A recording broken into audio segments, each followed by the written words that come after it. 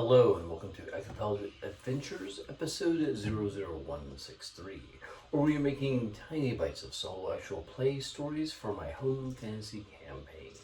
I'm trying to effectively gift my watchers with raw cookie dough for the role-playing mind, brought to you every Monday, Wednesday, and Friday by my hobby, turningdice.com.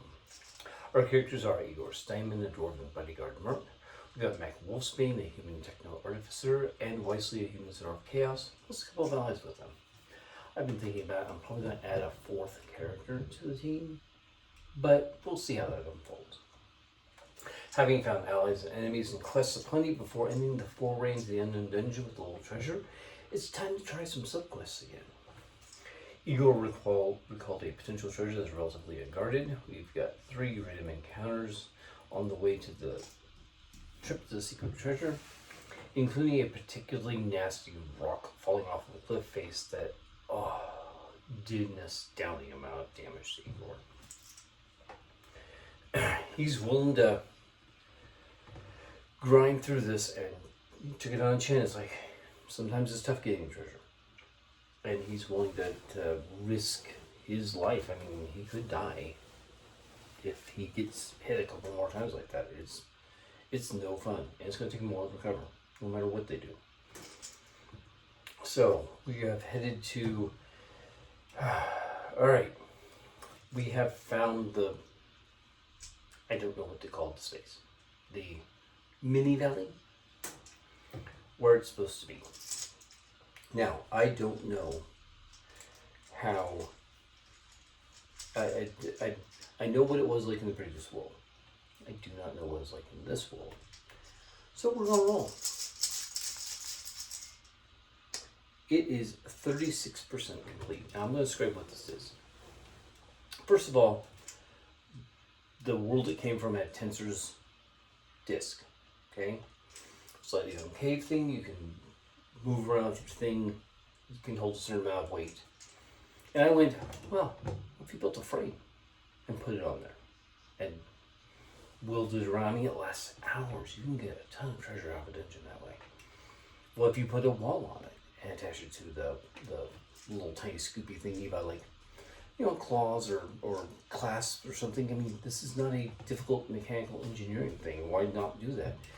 I was astounded nobody had done that.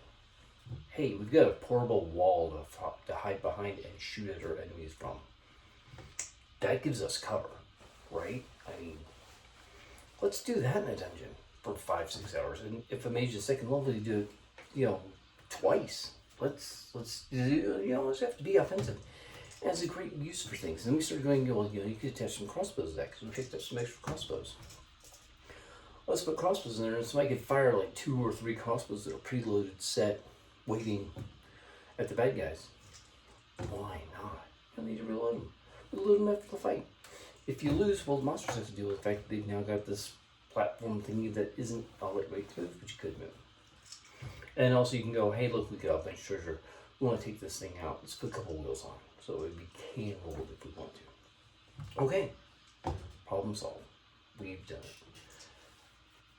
So I built a bunch of these things. You know, it's kind of a random DM generating thing. Did that. This is one of those. This is also a Dwarven engineering marvel. I'm going to say that this thing is absolutely astounding. It is not only a wall, it is a platform. And the guy will sit in it, and he will basically bicycle his way. It's not designed for moving. The guy's going to move it, but it's got like platform, turrety thingy, wall, multiple crossbows, and those crossbows are chokuno, which I'm probably not pronouncing it right. But basically, the automatic repeating crossbow ideas. So you like, you know, and it's designed towards all done mechanically, so that way the crossbows are pulled back by mechanics, they're then set, quarrels are put in place, and then you continue thinking, and then you hit the releases, and it fires the crossbows. Alright? It's got 4 crossbows attached. It has a wall thingy. Igor's going to spin his luck here. I got a 33. I'm going to see if I can't get a better percentage on how complete this device is, having been left out and weathered. 71. So this is 71%.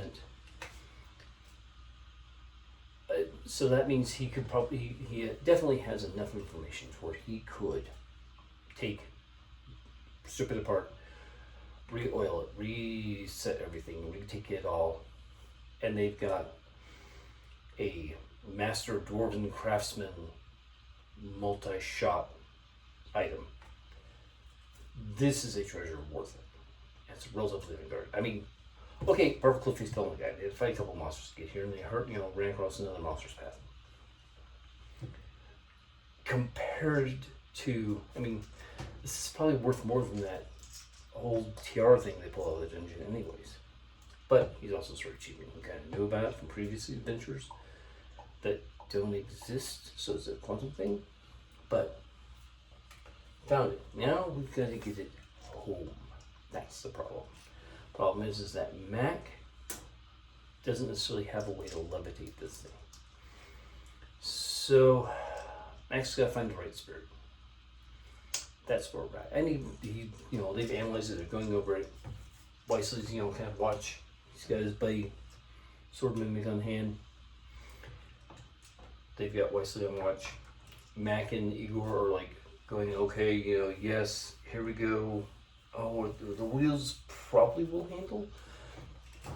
And honestly, Igor goes, look, the best answer is that we're going to float it down and use it as the trial piece for getting the mill wheel down. Mac's like, I can't find a hole in that plan. That is actually a solid idea. That's a damn it, yeah, we're going to take this down. All right.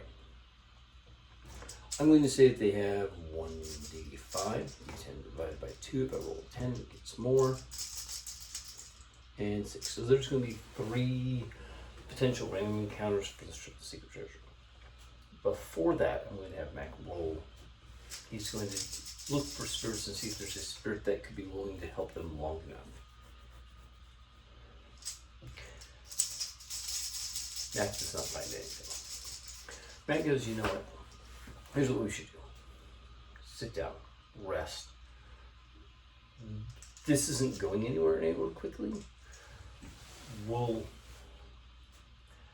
This isn't part of the dangerous part of Armageddon where you don't want to camp inside the evil area of influence. This is part of the neutral area of influence for the area.